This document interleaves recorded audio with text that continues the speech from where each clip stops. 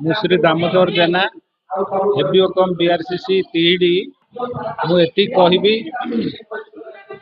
ମୋର ସମସ୍ତ ଶିକ୍ଷକ ଶିକ୍ଷୟିତ୍ରୀ ଏବଂ ମୋର CRCC ଭାଇ ଭଉଣୀ ମାନଙ୍କୁ ଯେ ଭଗବାନ ଆମକୁ ଯୋଉ କାର୍ଯ୍ୟ ଦେଇଛି ଯେ ଆମର ଯୋଉ ଶିକ୍ଷାଦାନ କାର୍ଯ୍ୟ ଏ ଶିକ୍ଷାଦାନ କାର୍ଯ୍ୟ ଏକ ପବିତ୍ର କାର୍ଯ୍ୟ।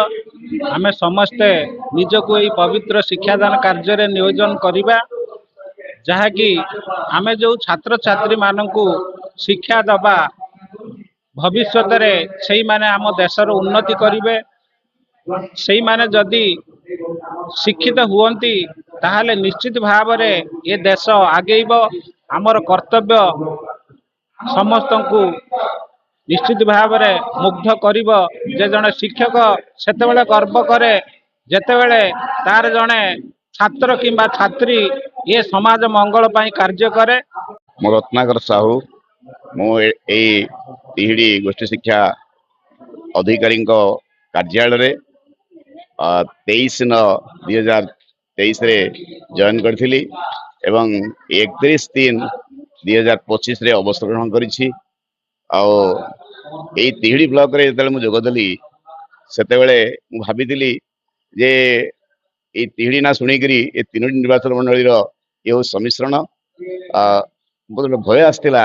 କିନ୍ତୁ ପରବର୍ତ୍ତୀ ସମୟରେ ମୁଁ ଯେହେତୁ ଠାକୁରଙ୍କ ଉପରେ ସମ୍ପୂର୍ଣ୍ଣ ବିଶ୍ୱାସ କରେ ତେଣୁ ଏ ସମସ୍ତ ଶିକ୍ଷକ CRCC ବନ୍ଧୁ ମୋର ଭାଇ ଦାମୋଦର ସାର୍ ଆଉ ଯେଉଁମାନେ ସେନ ସାର୍ ଏସବୁ ଥିଲେ ଏମାନଙ୍କୁ ନେଇ ମୁଁ ଦେଖିଲି କାର୍ଯ୍ୟ କରିବାର ତରିକା ମୁଁ ପାଇଲି, ତାଙ୍କଠାରୁ ପ୍ରେରଣା ମଧ୍ୟ ପାଇଲି ଏବଂ ସମସ୍ତ CRC ମାନଙ୍କର ସହଯୋଗରେ ପ୍ରତି ବିଦ୍ୟାଳୟକୁ ଯିବାର ମୋର ଯୋଉ ଆବେଗ ଥିଲା ଯେ ମୁଁ ପ୍ରତ୍ୟେକ ବିଦ୍ୟାଳୟକୁ ଯିବି, ଶିକ୍ଷକଙ୍କ ସହିତ ମିଶିବି ଏବଂ ମୋର ଏଇ 202 ପ୍ରାଥମିକ ଏବଂ ଅପର ପ୍ରାଇମେରୀ ଏବଂ 35ଟା ହାଇସ୍କୁଲ ମୁଁ ସବୁ ବିଦ୍ୟାଳୟକୁ ଯଦି ଟଚ୍ କରିପାରି ନାହିଁ କିନ୍ତୁ ପ୍ରାୟ ଶତାଧିକ ବିଦ୍ୟାଳୟକୁ ଯାଇଛି, ତାଙ୍କ ସହିତ ମିଶିଛି, ଶିକ୍ଷକ ମାନଙ୍କୁ ମୁଁ ସହଯୋଗ କରିଛି ଏବଂ କେବେ ମୁଁ ମୋର ଯେ ଅଫିସର ଜଣେ ମୁଁ କେବେ ତାହାର କର୍ତ୍ତୃତ୍ୱ ମୁଁ ତାଙ୍କ ଉପରେ ଜାହିର କରିନାହିଁ।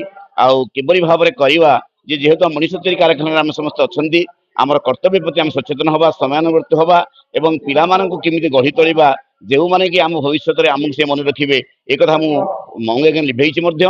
ଆଜି ଯୋଉ ଅବସରକାଳୀନ ସମ୍ବର୍ଦ୍ଧନା ସଭା ପାଳିଆ କ୍ଲଷ୍ଟର ତରଫରୁ ଅନୁଷ୍ଠିତ ହେଉଛି, ଏହାର ଯୋଉ ମୁଖ୍ୟ ପୁରୋଧା ଅଛନ୍ତି ସେ ହେଉଛନ୍ତି ଆମ ବ୍ଲକର ଯେ ଅବସରପ୍ରାପ୍ତ ଅବସର ହୋଇଛନ୍ତି ଦାମୋଦର ଜେନା ଏବଂ ରତ୍ନାକର ସାହୁ।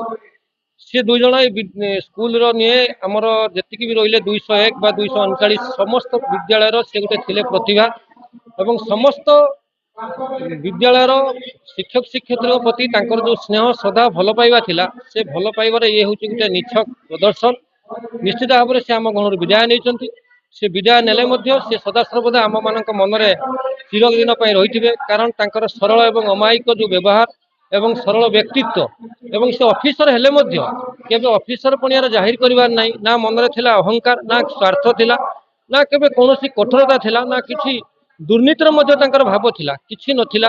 ତେଣୁ ଏଭଳି ଜଣେ ମହାନ ସାଧୁ ଭାବ ମନୋଭାବ ଥିବା ଦୁଇ ଜଣ ଅଫିସରଙ୍କୁ ଆମେ ହରାଇ ମଧ୍ୟ ନିଶ୍ଚିତ ଭାବରେ ମନ ଦୁଃଖ କରୁଛୁ, କିନ୍ତୁ ଆମେ ନିଶ୍ଚିତ ଭାବରେ ଈଶ୍ୱରଙ୍କ ପାଖରେ ପ୍ରାର୍ଥନା କରିମୁ ତାଙ୍କର ପରବର୍ତ୍ତୀ ଜୀବନ ନିଶ୍ଚିତ ସୁଖମୟ ହେଉ।